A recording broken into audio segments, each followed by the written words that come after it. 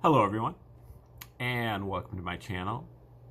This is an educational channel, and we try to tune you into some great off the beaten path information, stuff that you probably wouldn't know about otherwise. And today is our 144th Bible Decode that we've been doing, mostly forwarding the Roman origins hypothesis. That is, that the New Testament, or at least parts of it, were written by the Romans, by the Caesars, and in particular the Caesars from the Flavian dynasty, and that is Emperor Vespasian and his two sons, Emperors Titus and Domitian, that ruled the Roman Empire from 69 to 96 AD. The theory goes that they wrote the Gospels and they backdated them by 40 years or so, and told the story of Jesus and his 3-year ministry in Judea. At the same time, they wrote a history of a war that the Romans fought against the Jews. And this 7-volume work is called War of the Jews. And that tells the story of the emperor in particular. Tells many other stories, but in particular here it tells the story of Emperor Titus and his 3-year military campaign in Judea from 70 to 73 AD. And if you examine War of the Jews, which is written under the name of Josephus, you will see that the 3-year military campaign of Titus is mirrored exactly by the 3-year ministry of Jesus in Judea from 30 to 33 AD. The events are parallels of one another, but the locations, the places that they go, are identical. They go to the same places in the same order. And when they get there, they go through parallel events, the same type of events, the same conceptually, not exactly the same events, but conceptually the same. And these events are dated exactly 40 years apart, sometimes to the very hour. Now, what we know about Josephus is that what we can glean from reading his autobiography. And in his autobiography, he tells us that he was a Jewish commander, military commander, originally a Jewish priest, but then a military commander in this war against the Romans. But at a certain point, Josephus surrendered to General Vespasian, the same general who would eventually become the emperor, along with his son Titus. And so he surrendered to General Vespasian, Josephus did, and when he did, he had an epiphany that God now favors the Romans, not the Jews. And so he defected to the Romans. He gave a prophecy to Vespasian that said that one day you will become the emperor of Rome. And a few years later, when Vespasian actually did become emperor of Rome, on his way to Rome, he appointed his son Titus to be the new general military commander, and he pardoned Josephus and brought Josephus to Rome with him, made him one of the court historians, living at Caesar's palace in a townhouse, and adopted Josephus as a member of his family. And so his new name was Flavius Josephus, a member of the Flavian dynasty. So we know, at least from his autobiography, that historians regard as valid. We know that Josephus was, in fact, a member of the Roman royal family. But when we compare the work of Josephus with the New Testament, then we can also garner the fact that the New Testament was written by whoever wrote Josephus, because the parallels between them are manifold.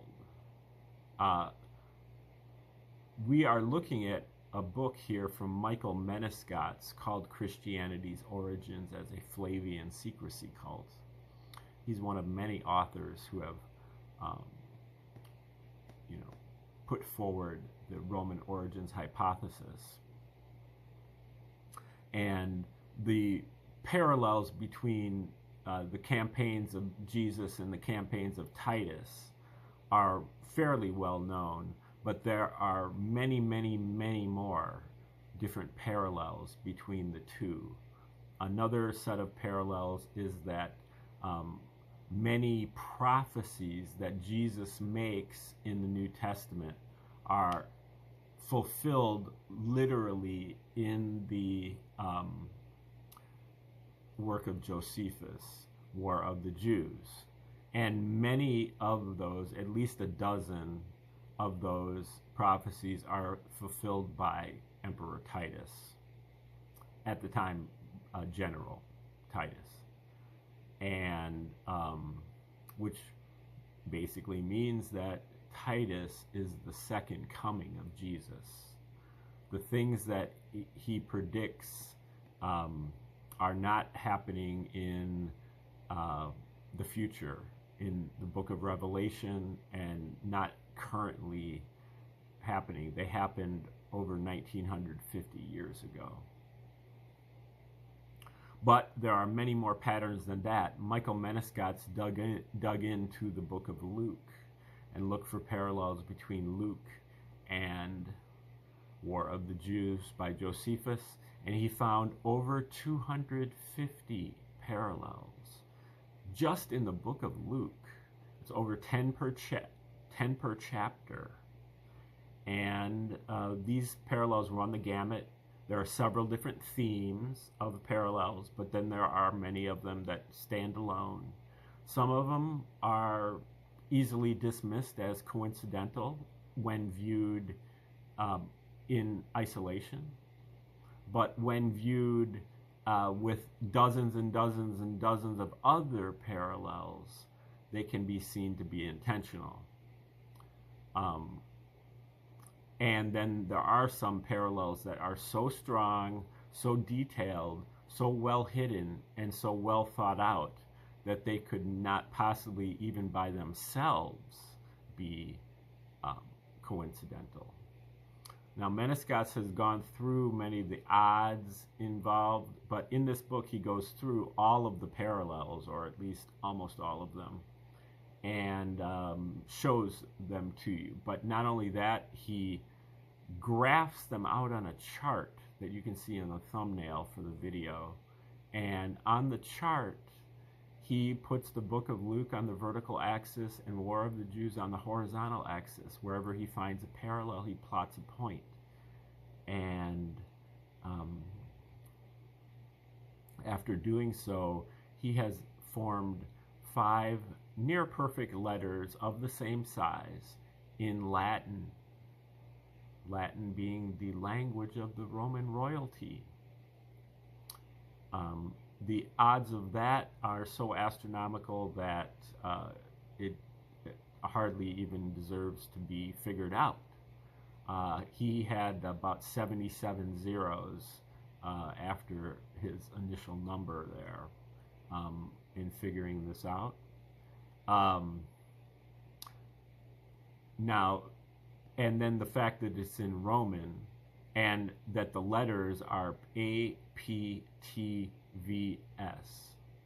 We can pretty much guarantee that the TVS stands for Titus Vespasianus. So basically, not only did the Romans write the New Testament, but they signed their names to it. And in Latin, their language.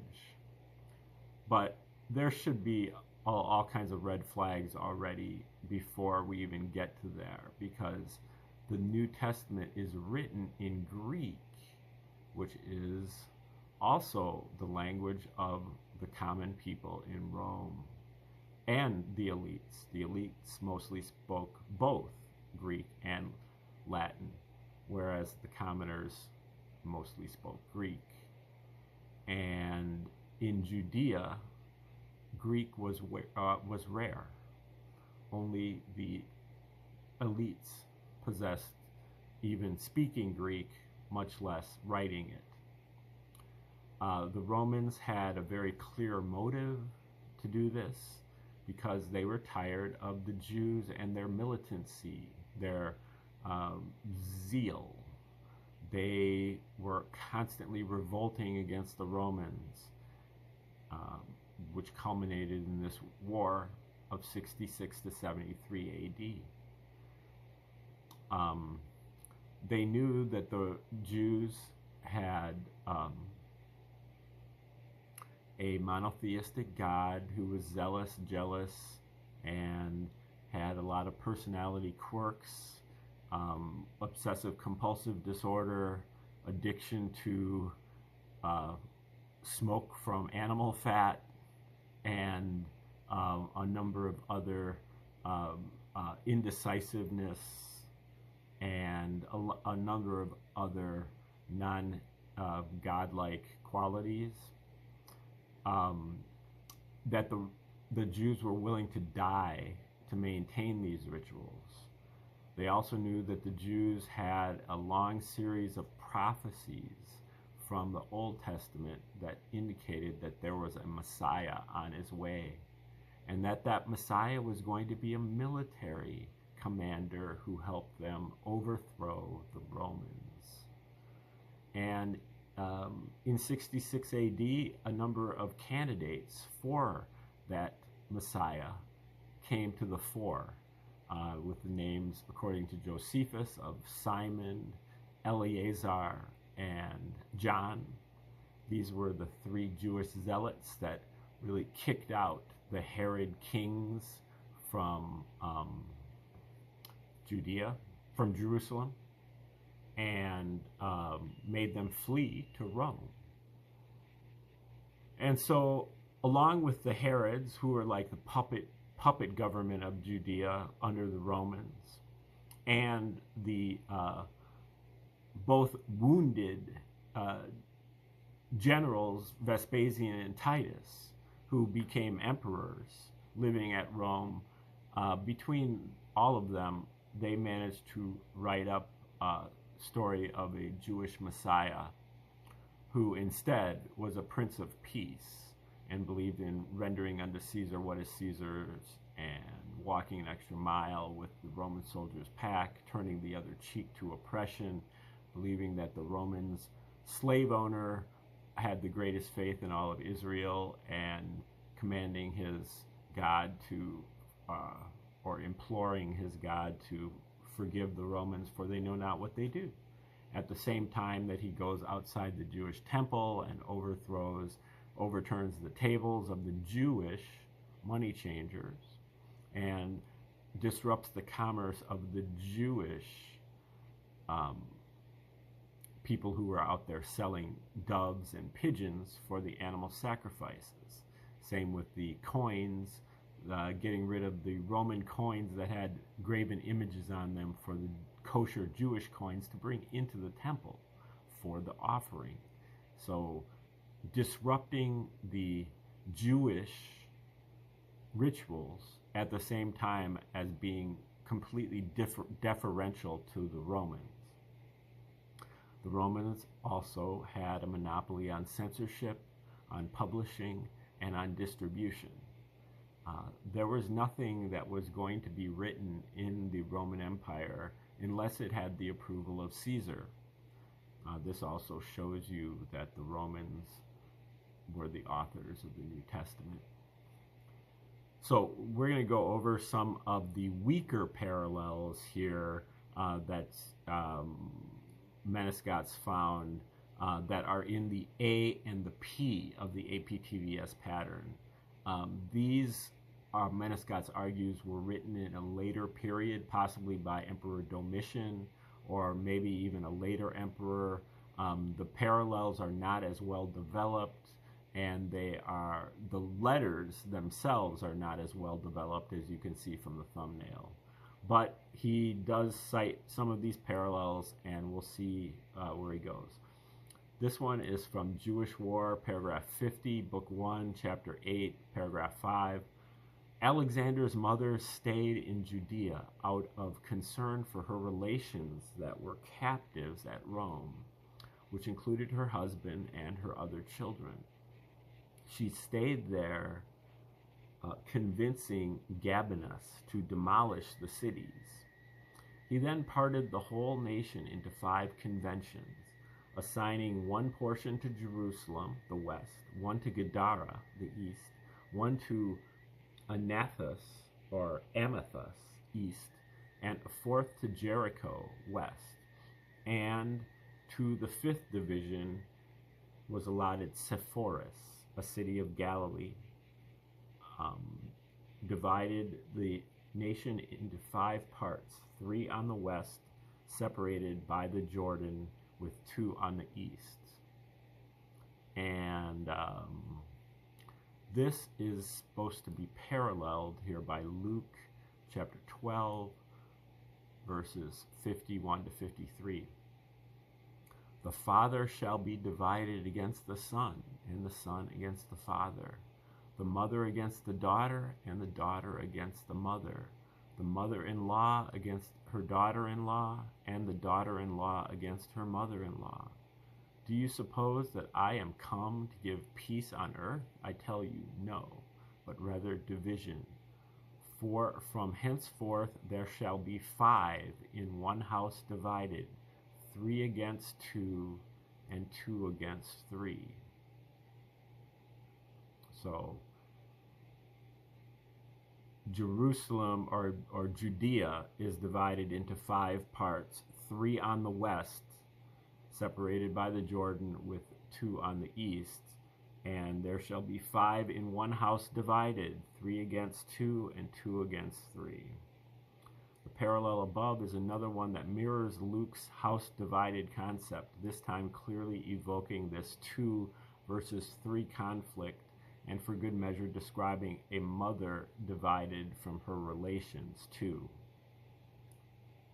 Okay, this one is from Jewish War 47, and 3 paragraphs earlier than the one from before.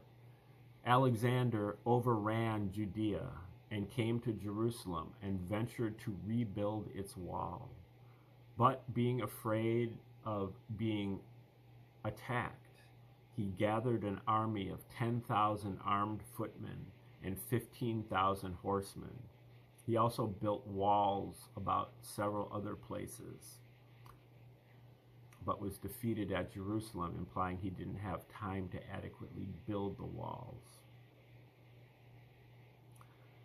I'm not even sure who Alexander is. I think he must be one of the Herods, but I'm not sure about that.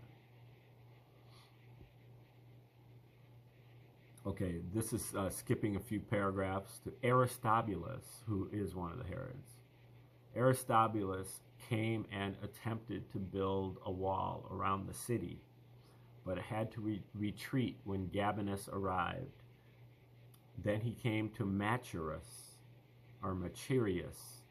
and attempted to fortify it, although this was done in a poor manner. Alexander had 30,000 men, but he was defeated with 10,000 of them dying and the rest fleeing. And this is matched up with Luke 14:28-31. For which of you, intending to build a tower, sits not down first and counts the cost, whether he have sufficient to finish it? Lest haply, after he has laid the foundation and is not able to finish it, all that behold it begin to mock him, saying, This man began to build and was not able to finish. Or what king going to make sits not down first and consults whether he be able with 10,000 men to meet him that cometh against him with 20,000. The 10,000 are those that are defeated, and the 20,000 are, in the first example, are the fleeing ones. So there's a few different parallels there. Beginning to build and not being able to finish, building a tower, but trying to figure out the costs in terms of time and money. Okay, we previously had Jewish war mirroring this passage of 10,000 men and the failure to finish building the tower defenses of Jerusalem. This location early on in Jewish war does the same, but notice that we find references to both numbers 10,000 and 20,000. Okay, this one is from Jewish War 68, Book 1, Chapter 10, Paragraph 9, which is expanded on by Josephus's other work, which is the 20-volume Antiquities of the Jews that was written in a later period, in the 90s AD. And this is Book 14, I guess sections 181 and further. And it lists decrees of friendship and confederacy made between Hyrcanus, who was one of the Maccabees, made between Hyrcanus as high priest and the Roman Caesar, setting out how they would rule the Jews. Now, the Maccabees originally had revolted from the Seleucids, which were the Syrian Greeks who ruled Judea. But then the Romans came in, and after about a century of Maccabean rule, and so then Hyrcanus negotiated with the Romans, according to Josephus anyway. So Hyrcanus as high priest and the Roman Caesar setting out how they would rule the Jews indicate how these were written on brass plates supported on pillars in Greek and Latin, and that Lucius Piso was present at writing of this. And Lucius Piso was, the Piso family was a powerful Roman family, and the AP for the APTVS pattern may very well be his son or his nephew named Arius Piso. But this is matched up with Luke 23:38, which talks about how Jesus and two others died on 3 crosses. Each had a central pillar. And on Jesus' cross, they attached a superscription over him in letters of Greek and Latin and Hebrew, saying, "This is the King of the Jews." So the parallel above is fairly transparent, what with it having a reference to a King of the Jews proclaimed in Greek and Latin on pillars, which clearly mirrors Jesus' death. This one is from Jewish War 80, Book 1, Chapter 12, Paragraphs 3 through 5, is expanded on by Antiquities, again, volume 14, 299. And in the middle of this, it describes that when Caesar was killed, the sun turned away his light from us. And Brutus, so I guess this is Julius Caesar, and Brutus then fled and suffered the same fate as Cassius. So yeah, this is about when Brutus and Cassius killed Caesar, and there was very long darkness, and that's also cited in Pliny's Natural Histories, Pliny the Elder. Okay, so this is matched up with Luke 23:44, and it was about the 6th hour, and there was a darkness over all the earth until the 9th hour. And so when Jesus died, the sun was darkened, and when Julius Caesar died, the sun was also darkened. Scholars have long noted the parallels between Jesus and existing sun god deity myths, and indeed some have commented that the darkening of the sun due to this deity dying is evoked in not only those myths, but also the story of the death of the original Caesar, Julius. Again, the reader can see that I'm not picking out passages at random and claiming there to be parallels. The parallels are plainly there. And I would agree with that. They're not nearly as strong as the ones that you cited earlier especially in the V and the S. And the ones in the V and the S are much more well hidden. They take a great deal of thinking and to put together and even to uncover them. Some of them are very well hidden. These are much easier to kind of just dissect. Okay, this one is from Jewish War 20, Book 1, Chapter 3, Paragraph 6. He threw up a great deal of blood, and his servant accidentally spilled it on the same place as his brother, whom he had killed. And those that saw it declared it divine providence. I don't even know who he's referring to. It doesn't say. And those that saw it declared it divine providence. And he burst into tears and died. So both the owner of the new blood and the owner of the old blood perished. And this is matched up with Luke 5:37. No man puts new wine into old bottles, else the new wine will burst the bottles and be spilled, and the bottles will perish. The parallel above was not easily found because blood is used as a metaphor for wine. Is that overreach on my part? Not at all, since in the Gospels at Jesus' Last Supper, Jesus uses wine as a metaphor for blood. It's even a standard part of modern Christian communion, to the point that some Christians think that this wine actually is blood. Okay, next one. Jewish War 34, Book 1, Chapter 6, Paragraph 2.